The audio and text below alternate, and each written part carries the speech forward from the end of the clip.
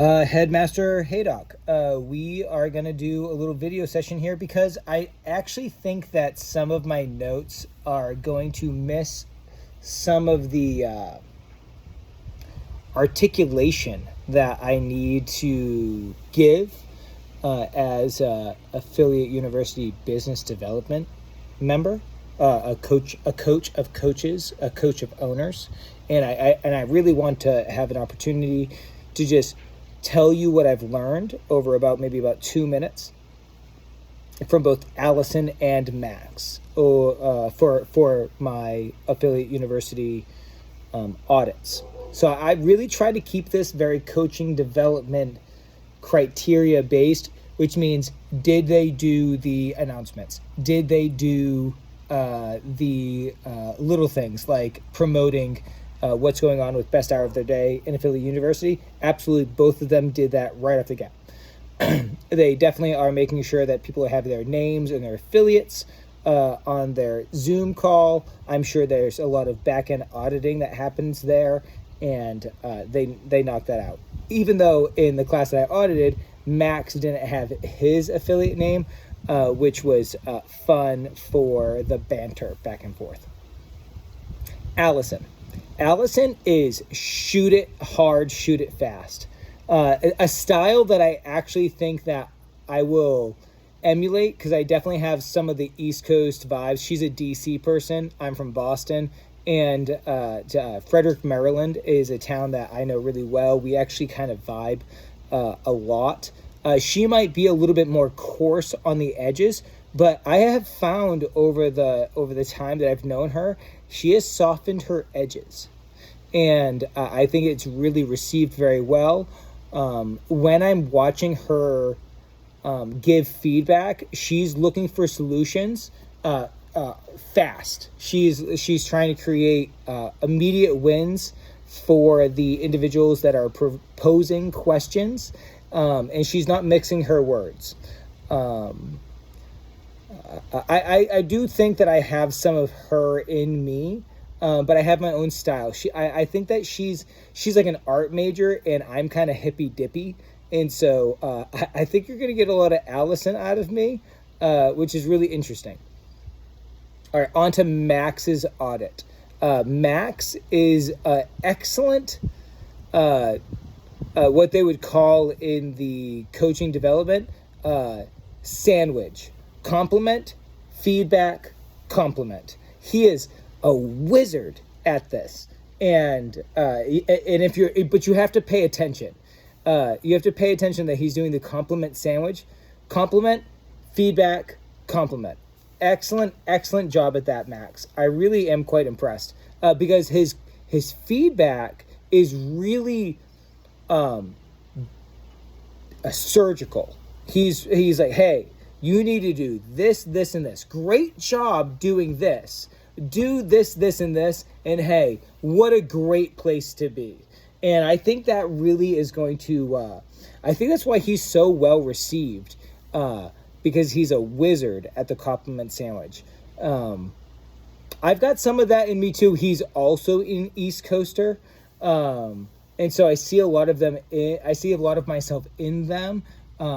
So it'd be really interesting. While I love Fern, Fern is a little bit more mathematical than I am. Still a Virginia guy, but a little bit more mathematical. And I don't know if I have the same brain as Fern, though Fern does make me better as a receiver of affiliate university. I actually, when I get there, I actually don't think that I will have the same vibes. This has been very interesting, looking at it from a coaching development lens.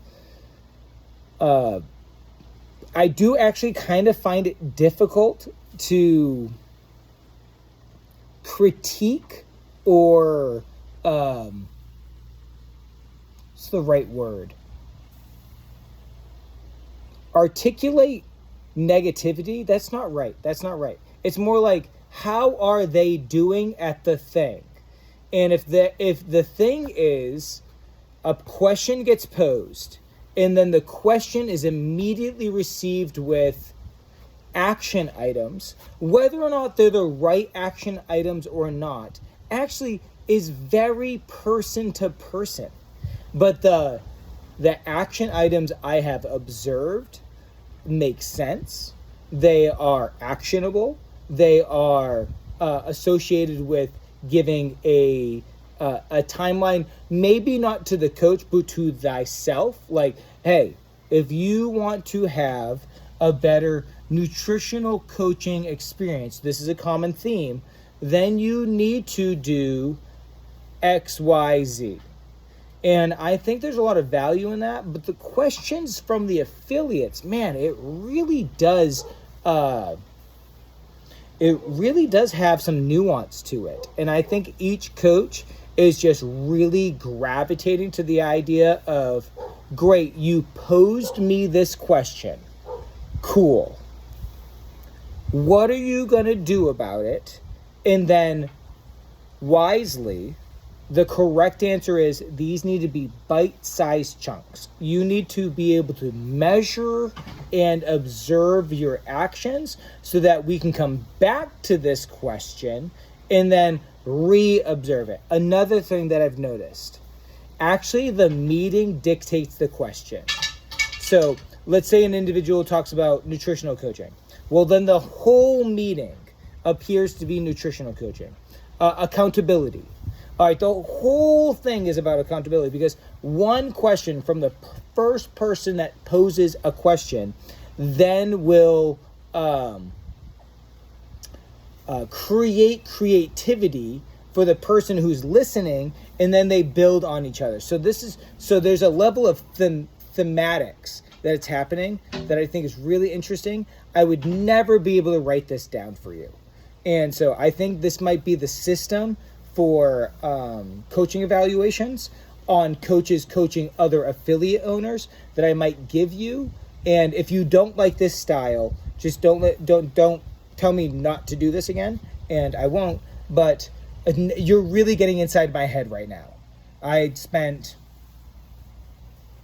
4 hours pausing videos. I was listening to videos at 1.5 speed. Then I was listening to videos at 1.0 speed.